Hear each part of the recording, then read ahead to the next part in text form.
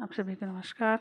आज हम पढ़ते हैं कक्षा 12वीं का विभाजन, विस्थापन और पुनर्वास।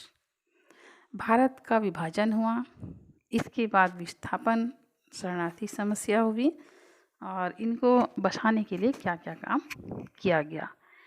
तो सबसे पहले तो हम ये देखते हैं कि भारत का विभाजन क्यों हुआ। तो इसमें शॉर्टकट में हम ये जानते हैं कि भारत में जब चुनाव हुआ था, अंतरिम सरकार गठित हुई थी, तो इसमें मुस्लिम लीग को ज़्यादा सीट नहीं मिल पाया था कांग्रेस की तुलना में। मोहम्मद अली जिन्ना एक मुस्लिम नेता के रूप में उभर कर सामने आए। उनकी सोच ये थी कि हो सकता है यदि चुनाव हो तो मेरे को कोई इतना महत्व नहीं मिल पाएगा, यानी कुल मिला के पद की महत्वाकांक्षा के कारण ही ये अंतिम लॉर्ड गवर्नर थे माउंटबेटन।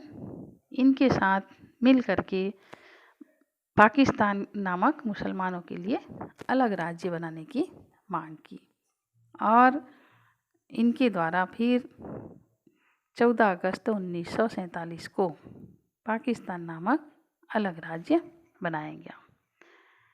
माउंटबेटन प्लान में ये है कि इन्होंने विभाजन किया भारत का मुस्लिम बहुल प्रदेश पूर्वी पाकिस्तान, अभी जो बांग्लादेश है, और पश्चिमी पाकिस्तान, पश्चिमी पंजाब, ये पाकिस्तान का हिस्सा होगा और बाकी जो है भारत का होगा। जो देसी रियासत है इनको चाहे पाकिस्तान में शामिल हो या भारत में, इनको यह स्वतंत्र है, इनको ये अधिकार दिया गया। ब्रिटेन के नामी वकील सर साइरिल रैडक्लिफ, इन्होंने ही भारत और पाकिस्तान के बीच सीमा रेखा का विभाजन किया। हिंदू बहुल क्षेत्र जो है भारत बना और मुस्लिम बहुल क्षेत्र पाकिस्तान बना। अब इसमें भारत विभाजन के कारण कौन कौन से हैं। सबसे पहला तो ये है द्विराष्ट्र सिद्धांत। मुस्लिम लीग ने द्विराष्ट्र सिद्धांत को बढ़ावा दिया। इसमें मुसलमानों के लिए एक अलग देश की मांग की।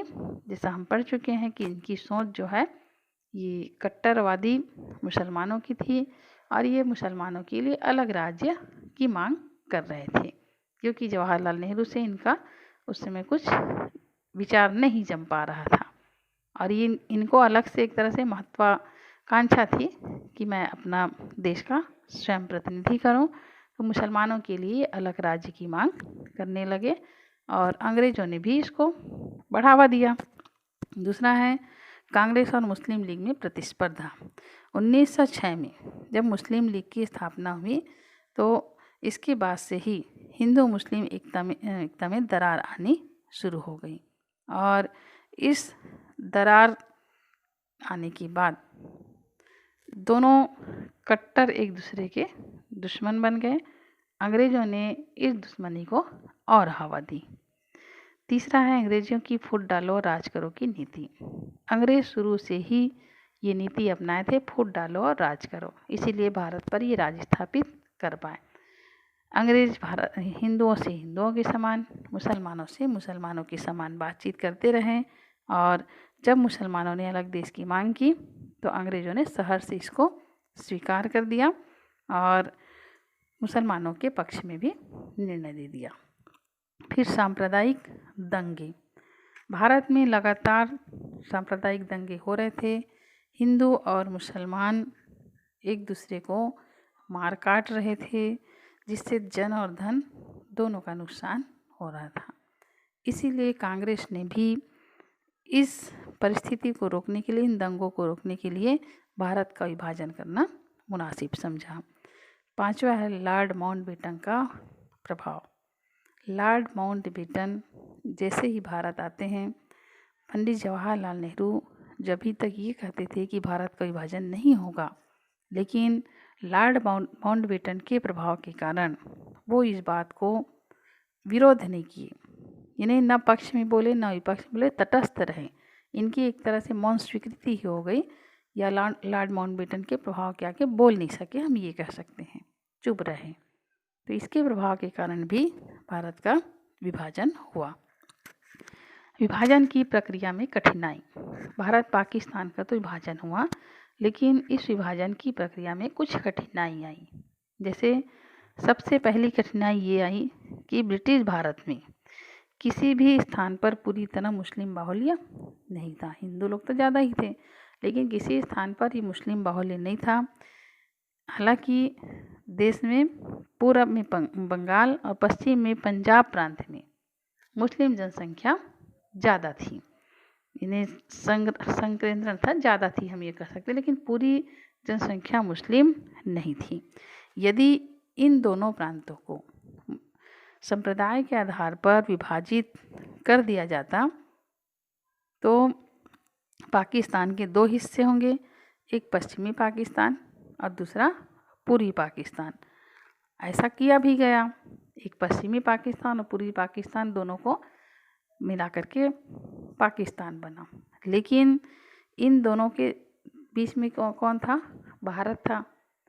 पूर्वी पाकिस्तान, पश्चिमी पाकिस्तान, पंजाब का जो दूसरा प्रांत है वो, दूसरा हिस्सा है वो, तो इन दोनों का आपस में कोई कनेक्शन नहीं था, क्योंकि ये दूर दूर थे, कोई संपर्क नहीं था।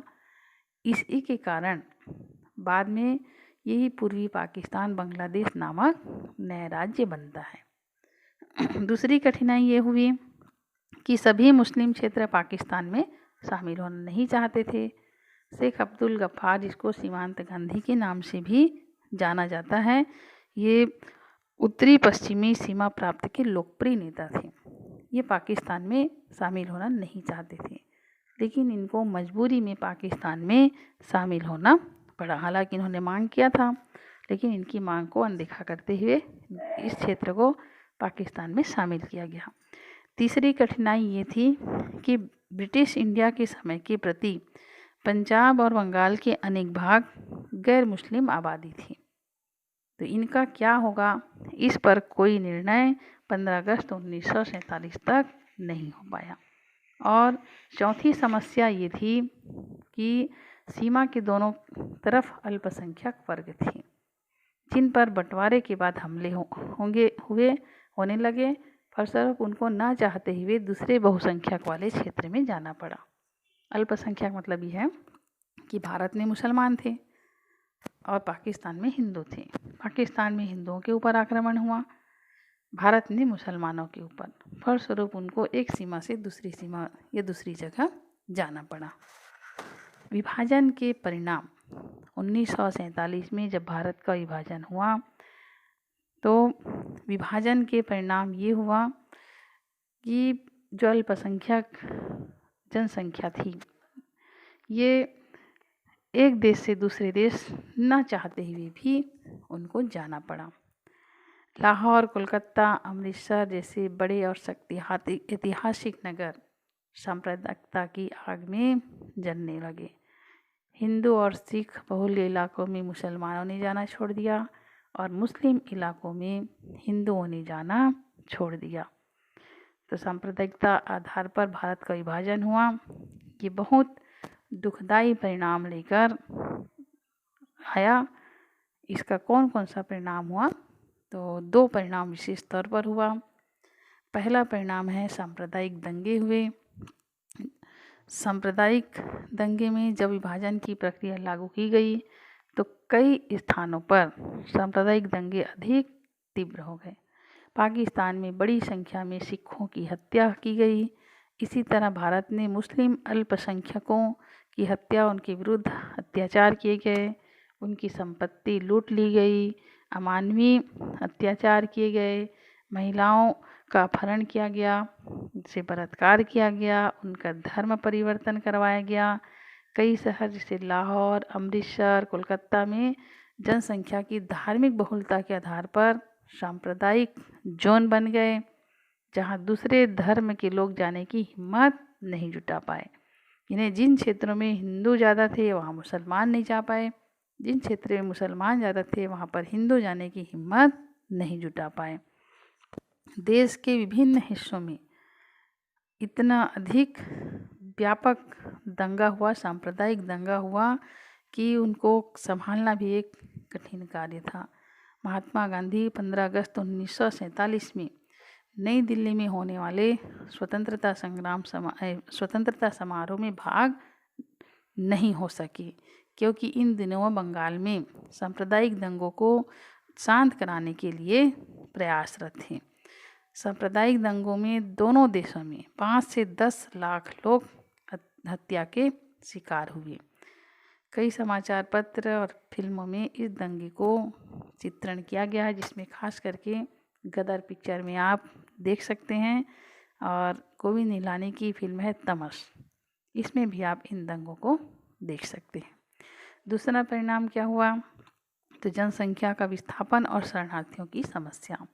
इन सांप्रदायिक दंगों के कारण जनसंख्या का विस्थापन हुआ, यानी हिंदू लोग पाकिस्तान से आने लगे और पाकिस्तान में भारत से मुसलमान लोग जाने लगे। इसमें ऐसी त्रासदी थी कि परिणाम इसका बिल्कुल सुखद नहीं था। अंग्रेज़ों की फूट डालो राज करो की नीति और द्विराष्ट्र के सिद्धांत ने पूरे देश को, पूरे संप्रदाय को धार्मिक उन्माद की नींव पर ढकेल दिया और जनसंख्या लगातार जो है एक देश से दूसरे देश में शरणार्थी के रूप में जाने लगी। इसी बीच में शरणार्थी समस्या, शरणार्थी का आगमन शुरू हो गया। इसमें शरणार्थी समस्या, तो जब एक देश से दूसरे देश शरणार्थी के रूप में हिंदू और मुसलमान जाने लगे, तो इन देशों के समक्ष शरणार्थियों की समस्या विकराल रूप धारण करने लगी। भारत का विभाजन जो है एक बहुत बड़ी त्रासदी लेकर आया, इतिहास की सबसे बड़ी त्रासदी थी। इसमें हिंदू मुस्लिम के बीच जो भाईचारे की भावना थी ये समाप्त हो गई। कट्टरपंथी मुल्लाओं ने स्थानीय मुस्लिमों को साथ लेकर हिंदुओं पर तरह तरह के जुल्म ढाने शुरू कर दिए। सिंध, पंजाब, बलूचिस्तान के हिंदुओं के मकान में आग लगाना शुरू कर दिया। स्त्रीत्व के सतीत्व की घटनाएं घटने लगी। इससे भारत और पाकिस्तान के संबंध में कटुता बढ़ने लगी। भारत ने पाकिस्तान की सरकार को ये कहा भी कि आप अपने यहाँ रहने वाले हिंदुओं की जान माल की सुरक्षा करो, लेकिन पाकिस्तान ने कट्टरपंथी मुल्लाओं के दबाव में आकर के ऐसा कुछ काम नहीं किया और अंत में ले देकर दोनों ही देशों में हिंदू और मुसलमान के ऊपर अत्याचार होने लगे। शरणार्थी समस्या का हम स्वरूप थोड़ा सा चित्रण पढ़ सकते हैं। शरणार्थी समस्या का क्या स्वरूप था, क्या चित्रण था। चलिए हम इसको कल पढ़ेंगे, अगले वीडियो में पढ़ेंगे। शरणार्थी समस्या का स्वरूप क्या है, शरणार्थी किसको कहते हैं, इसकी शरणार्थी समस्या के क्या क्या परिणाम हुए या प्रभाव हुआ।